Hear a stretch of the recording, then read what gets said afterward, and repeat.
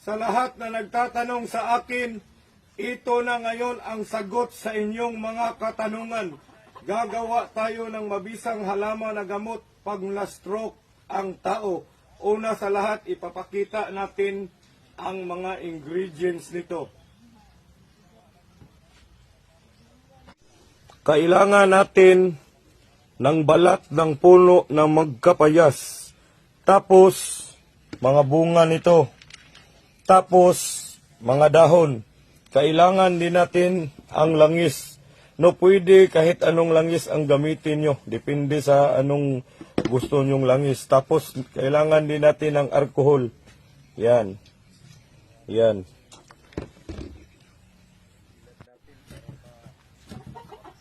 Pinuhin lang natin, hiwain natin yung balat ng puno na magkapayas. Pinuhin natin.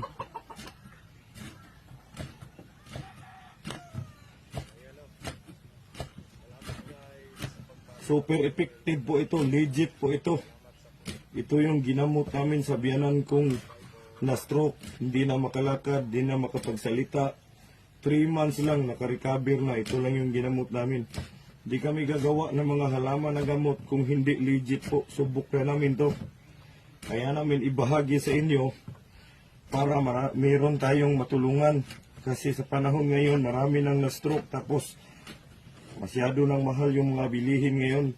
Meron tayong mga natural remedy na pwedeng magpagaling sa ating mga karamdaman. So, ayan, nadurog na po.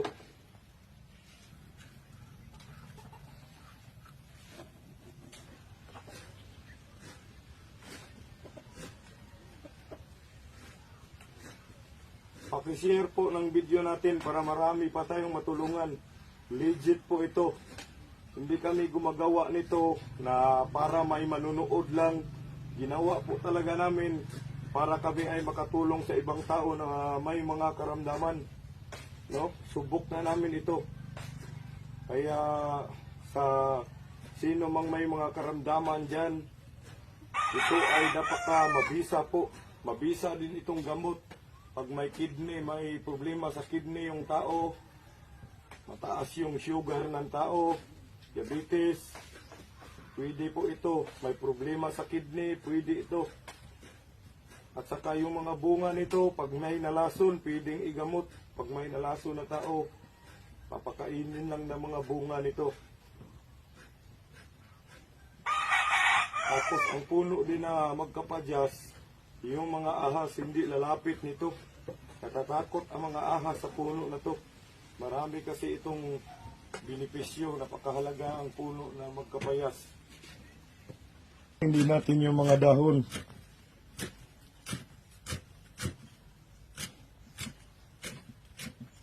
Ganito lang ang diskarte sa mabisang halaman na gamot pag na-stroke yung tao. Ayan po, pinaghalo na natin. Halo-haloin lang natin. Yan, halo-haloin natin.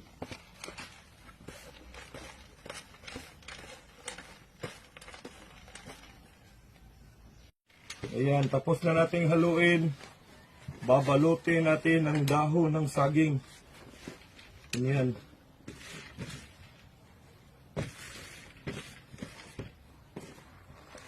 Balutin ang dahon ng saging.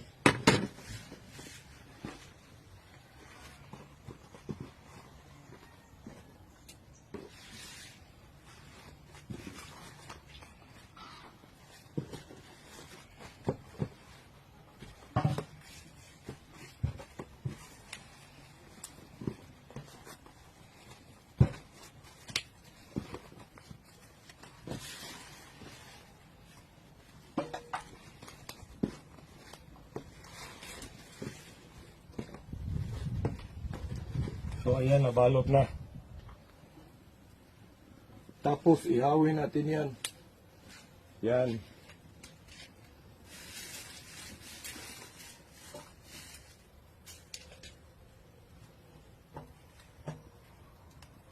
Pag maluto na yan, kukunin natin tapos haluan na natin ng langis at saka alcohol. Ang tawag nito sa amin sa Bisaya, paisan, no? Paisan natin ang dahon, bunga, balat na magkapadyas. Yan. Paisa natin para maluto sila sa loob. Ayan na. So ito, luto na to. So kukunin natin. So dito na papasok yung lagyan natin ng langis at saka alcohol. So kukunin na natin. Ito na yung niluto nating magkapayas. Ayan. Lutong-luto na. So ilipat natin dito sa lagyanan. Ito ay mabisang halaman na gamot pag na-stroke yung tao. No? Paki-share po ng video para marami pa tayong matulungan. At tapos, ito yung gawin natin. Tapos, lagyan natin ng langis. Yan.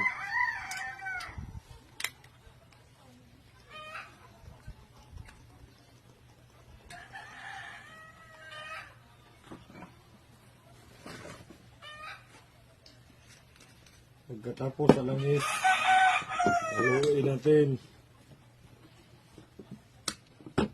Yung biyanan ko nito 3 buwan lang, nakalakad na, nakapagsalita na. Ito lang yung ginamot namin. Tawag nito sa amin ay magkapadyas. Tapos lagyan natin ng alcohol.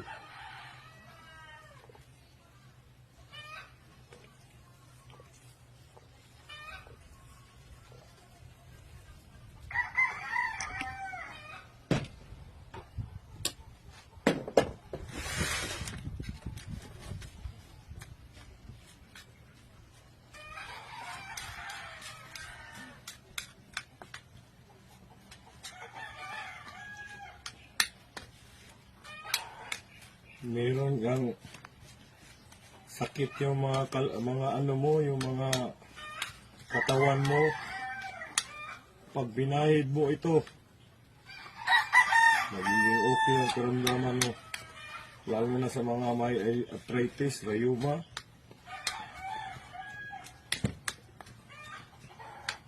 So ito na, nagawa na natin. Ito na yon ang tinatawag na mabisang halaman na gamot. Pag na-stroke yung tao, ito, no? Ito yun ang magbubuhay sa mga ugat-ugat na namatay na. No? Ito yung bubuhay sa mga ugat na nakabaluktot na. Yan. So, nagawa na natin. Lagyan natin ng kunti pang alcohol, kulang.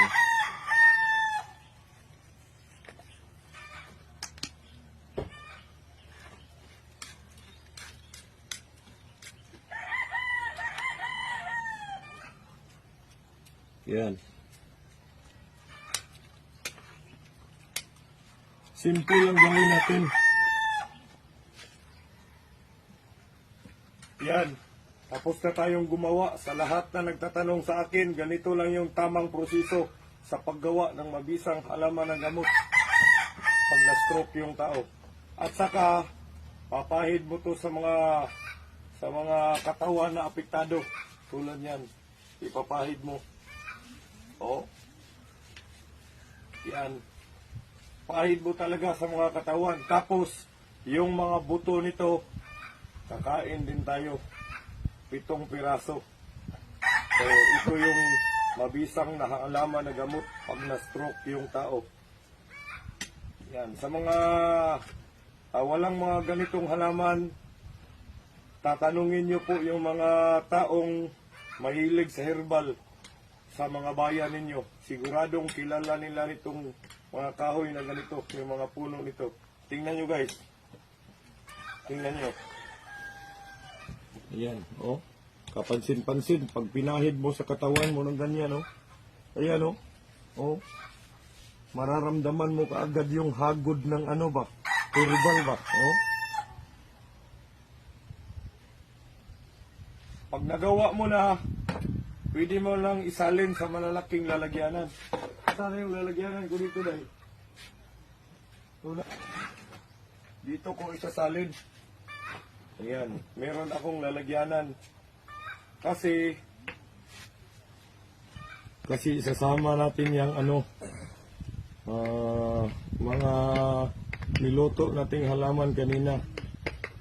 Ayan yung pinahidan ko yung kamay ko parang nagkaroon kaagad ng magre-react agad sa katawan mo ba damang-dama ko yung